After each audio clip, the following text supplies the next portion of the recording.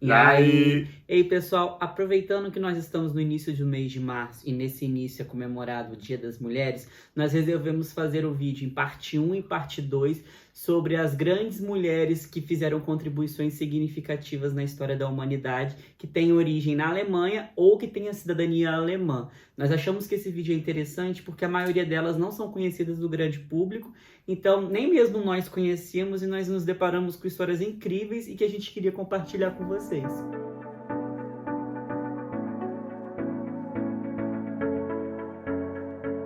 Então, pessoal, a primeira mulher que eu vou falar é a Christiane Nusslein Volhard. Ela nasceu em Magdeburg, ela tem 78 anos e ela é uma bióloga alemã.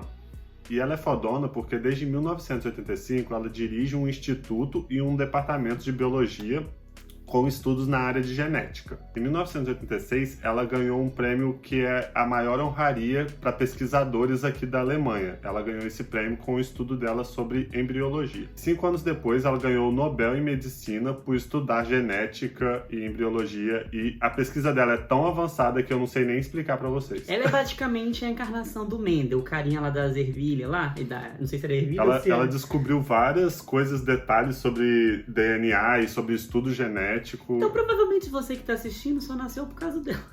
Nossa, exagerado. Não, mas é isso aí. Detalhe que ela foi a primeira mulher a ganhar o Prêmio Nobel de Medicina. Nossa, isso é tão relevante, o estudo dela e as descobertas que ela fez no campo que ela desenvolveu, que ela chegou a ser presidente da Associação Nacional de Medicina da Alemanha. E porque a gente se sentiu muito burro fazendo esse vídeo, porque essas pesquisas, não só a dela, como de outras grandes cientistas que virão à frente, são coisas muito detalhadas que nós não temos a dimensão intelectual para poder explicar para vocês. Mas foi uma descoberta, essa questão embrionária, que reverberou muito no mercado de medicamento. Então, vários outros campos ela conseguiu ir, e ela é viva até hoje. E ela é uma pessoa muito respeitada aqui na Alemanha. E a segunda mulher da nossa lista, que é tão cabeçuda quanto a primeira, foi a M. Noether, Frau Noether. E ela, assim, ela é considerada por Einstein e por outros grandes teóricos como a principal matemática de todos os tempos, mulher. Ela é tão importante que as suas contribuições se reverberaram principalmente no campo da física teórica e da álgebra linear. Ela revolucionou os campos dos estudos dos anéis. São áreas muito específicas, tanto que eu anotei aqui, ó. Ela tem um teorema chamado Teorema de Noether, que explica a conexão fundamental entre a simetria física e as leis da conversão. Não faço a mínima ideia do que é. Mas o que eu acho mais interessante da história dela é que, além dela ser essa cabeçuda toda, ela viveu num momento histórico muito complicado, principalmente para uma mulher acadêmica. O pai dela era matemático. Ela nasceu, então, no seio de uma família intelectual, mas, a priori, ela seria professora de inglês e de francês. Só que ela era tão inteligente, o pai dela lecionava na faculdade, que aí ela ingressou nessa faculdade para estudar também, e como ela era muito, muito, muito inteligente, ela avançou. Ela terminou o doutorado dela em 1908, e a partir daí, ela ingressou num instituto que o pai também lecionava.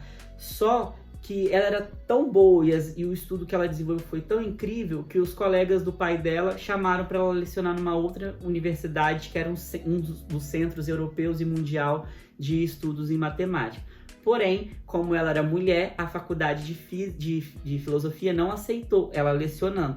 Então ela meio que ela lecionava sobre a tutela de um outro homem. Ela lecionou de graça durante 7 anos no instituto que o pai dela trabalhava. Depois ela foi levada para essa universidade e lecionou mais 4 anos de graça. Mas por ela ser tão fodona, eles acabaram reconhecendo. Mas quando a universidade reconheceu que ela poderia lecionar, ela ficou lecionando dentro de um termo que existe aqui na Alemanha, que seria como um estágio probatório. Eles conhecem que você é muito inteligente, importante e pode lecionar, mas você não tem um vínculo com a universidade, ou seja, eles não te pagam. E ela continuou fazendo suas pesquisas. Porém, nesse meio tempo, o nazismo vem ganhando força na Alemanha, e uma das principais medidas nesse momento é que as pessoas judias não poderiam lecionar em universidades. E, mediante a isso, ela se vê obrigada a fugir, a se mudar para os Estados Unidos e começa a lecionar lá. Só que nesse meio tempo ela descobre um cisto no ovário dela, vai fazer uma cirurgia, faz essa cirurgia, no primeiro momento ocorreu tudo bem, mas ela acaba vindo a falecer em virtude desse câncer no ovário dela. Mas é uma história incrível, que eu achei genial, tanto que eu leio, não entendo nada do que ela faz, mas palmas pra ela. Eu tava vendo que, por exemplo, o que é as bases e as teorias dela, do estudo dela daquela época, é o que dá insumo pra gente estudar a álgebra moderna hoje, o que foi utilizado para basear a álgebra moderna que a gente vê hoje na escola. Álgebra é o quê? Aquele negócio dos catetos? Não, é trigonometria. Não faz pergunta difícil, não. É álgebra. É 1 mais 1 é 2, não é isso? Isso é álgebra. Amor. Assim, esse é o nível da gente. Então, ela é muito bichona mesmo. Ela é incrível. E eu nunca tinha ouvido falar do nome dessa mulher antes. Também não. E a terceira mulher fodona que eu vou falar é a Marga Faustich. Ela nasceu em 1915, ela é uma química que tinha a pesquisa e o estudo dela focado para o estudo de vidros, que se você parar pra pensar não era muita coisa, mas naquela época ela estava trabalhando em uma empresa que produzia óculos, que fabricava óculos, então ela fazia parte do grupo de pesquisa que estudava os vidros e as lentes focais para aplicar nos óculos que eram produzidos e foram sendo criados na época. Nesse tempo em que ela trabalhou nessa empresa, ela produziu mais de 300 tipos de lentes ópticas, ela teve mais de 40 patentes registradas com o nome dela, das invenções que ela conseguia fazer. As pesquisas dela daquela época são utilizadas até hoje para a fabricação de óculos de sol, fachadas de vidro e lentes antirreflexo. Durante o período da Segunda Guerra, ela passou um penado porque o marido dela morreu na Segunda Guerra e ela teve que parar de fazer a faculdade de Química. Mas depois que tudo isso passou, ela voltou a trabalhar e voltou a pesquisar na área, e ela focou ainda mais no estudo de binóculos, de lentes para binóculos e para microscópios. Ela é focadona. Focadona ela. Mas o que eu acho muito interessante também é as contribuições que ela conseguiu desenvolver. São muito usuais até hoje pra gente, e durante essas pesquisas que nós fizemos, tem muitas coisas que foram desenvolvidas e que nós usamos durante o nosso dia a dia de forma bem corriqueira e que a gente nunca parou para pensar que teve alguém por trás disso que fez esses estudos e que alguém deu um pontapé lá atrás, né? Exatamente, e eu acho genial, eu tô me sentindo muito, muito burro fazendo esse vídeo. A gente viveu e não inventou nada, né, cara? Bom, e agora nós chegamos na quarta mulher fodona. Essa provavelmente vocês já devem pelo menos ter ouvido falar, que é a Angela Merkel. A Angela Merkel é a atual chanceler alemã e ela está no cargo desde 2005. Ou seja, uma chanceler equivale a um primeiro-ministro nos países parlamentaristas. Então, para ela se manter durante todo esse período, são quantos anos? 16 anos como primeiro-ministro, como chanceler, é tempo demais, demonstrando a sua habilidade política. A Angela Merkel, curiosamente, nasceu aqui em Hamburgo, mas como seu pai era um clérigo da igreja luterana, logo ela teve que se mudar com seu pai, porque ele foi removido para outra diocese, na Alemanha Oriental. À época ainda, era durante o regime da Guerra Fria, existia essa distinção. Aí, não feliz com isso, ela foi estudar o quê? Química quântica. Não sabia nem que existia química quântica, só sabia que existia física quântica. Aí ela estudou, aí ela fez a faculdade e terminou em 85. Aí de 85 a 89 ela ficou desenvolvendo pesquisas. Não faço a mínima ideia. Como pesquisadora, ela ficou trabalhando. Não faço a mínima ideia do que ela fazia nessas pesquisas, mas aí o muro caiu em 1889 e ela entrou por um período breve na política, sendo porta-voz do primeiro governo democraticamente eleito, do Lothier Morrazé, acho que é assim que pronuncia, em 1990. Depois disso, ela foi eleita como representante do estado de Mecklenburg-Pomerânia e como ela era uma hábil política, ela foi crescendo. Ela foi chamada para integrar o governo na época, chanceler Kummel Amar. Eu nunca sei pronunciar direito o nome desse homem, mas ele foi um político muito importante e ele foi o padrinho político dela, ele que ajudou a crescer o nome dela. Aí ela nesse meio período, ela integrou uma série de governos, o governo da família, da mulher, do meio ambiente. Ela foi desenvolvendo uma série de ações que o nome dela foi inflando. E ela pertence até hoje, né, ao CDU, que é o Partido Cristão aqui da Alemanha. E em 2005 ela foi eleita chanceler da Alemanha. A partir daí, ela passou por uma série de questões que a tornaram um nome forte que ela é hoje. Ela passou pela crise de 2007, 2008. Econômica. Ela passou pela questão da imigração, que a Alemanha se saiu muito bem. Os outros países da União Europeia não queriam aceitar. E ela tem um pulso muito forte. Muita gente gosta de fazer comparações dela com a Margaret Thatcher, que à época era a primeira-ministra da Inglaterra. E é incrível, porque até hoje... eu me surpreendi um pouco que é muito rachado. Tem muita gente que gosta dela, mas também tem muita gente que não gosta dela. De fora, eu achava, quando eu morava no Brasil, eu achava ela genial, porque ela realmente comanda a União Europeia. O que ela fala, as pessoas respeitam muito. No primeiro mandato dela, ela tinha popularidade muito alta, chegou a 77% de aprovação, mas depois, no segundo mandato, caiu bastante. E hoje em dia tem essa racha que o Ronan está comentando. No geral... Independente de qualquer coisa, ela é uma política muito hábil, é uma política que é muito respeitada por todos e por todas pela sua capacidade de gerenciamento. A Alemanha não é um país pequeno, a Alemanha é um país que tem uma diversidade étnica e cultural gigantesca e se manter num cargo durante muito tempo é minimamente louvável, né? Bom, e como ela não é uma monarca, ela não vai ficar o resto da vida se perpetuando no poder, ela falou que ela não vai concorrer às próximas eleições, que ela tá cansada, né? Cansou, né, gente? E não sei se vocês acompanharam, recentemente apareceu vários episódios estranhos de tremores dela na televisão e as pessoas iam ajudá-la levantando uma possível doença que ela poderia ter. Então tá na hora dela descansar. Ela já contribuiu muito para a Alemanha. E para a União Europeia como um todo, porque ela é vista bem forte. Sim, na União Europeia. O Gerson me lembrou uma coisa que é importante. Ela foi a primeira mulher líder de partido e, à época, ela sempre liderou de forma incisiva não só o G7, mas o G20, a organização. O G, quando a gente fala G7, G20, é a organização das maiores economias do mundo. Então... palmas para ela. Ela é o bichona. Ela é a bichona. Eu agora, depois disso, vou até tomar um café, porque a mulher é sinistra. Café gostoso. Café coado em quê? Melita.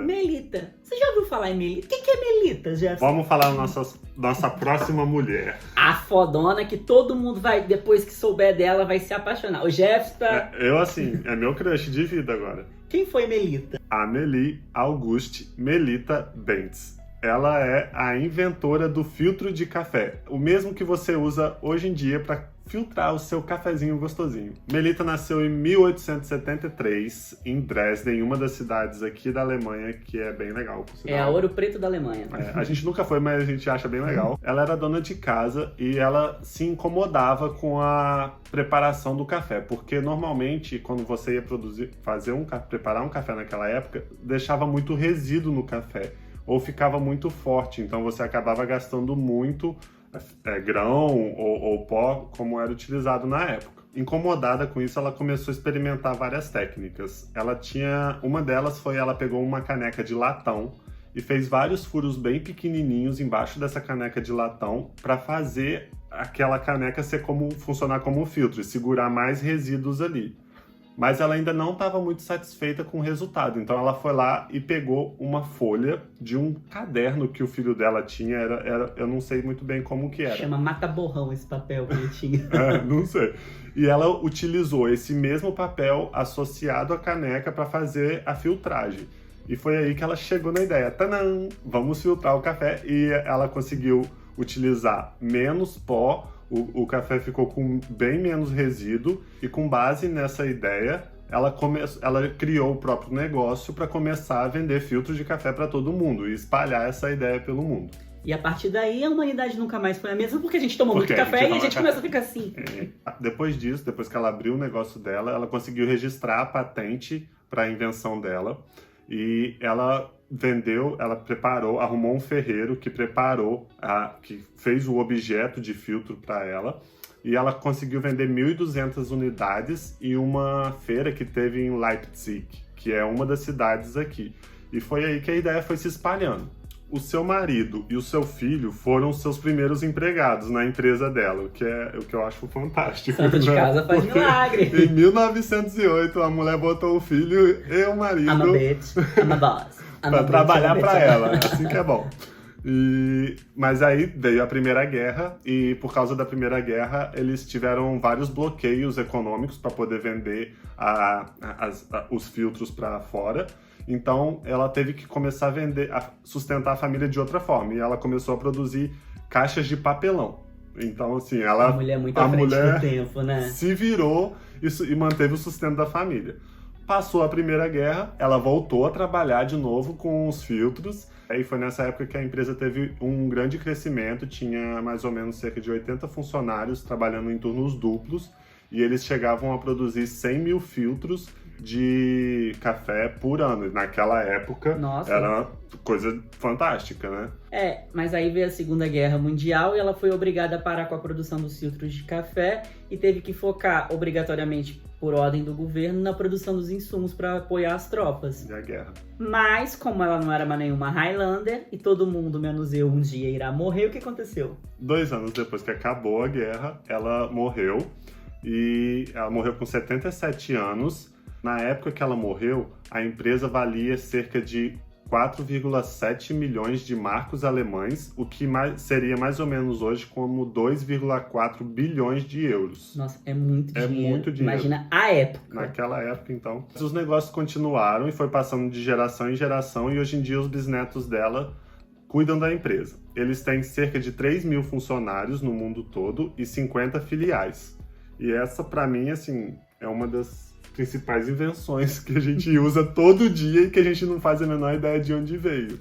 Nós vamos acabar aqui a parte 1, logo semana que vem a gente vem com a parte 2 e fala pra gente se vocês já conheciam essas mulheres, se vocês não conheciam, a gente quer saber de vocês o que vocês acharam. Então é isso, pessoal, antes de mais tudo, desejamos a todas as mulheres um feliz Dia das Mulheres. Sabemos que é clichê falar isso, é uma data meramente simbólica, a gente sabe da representatividade, da força que vocês têm na sociedade, não existiria mundo se não fosse vocês, então colar de beijos pra vocês.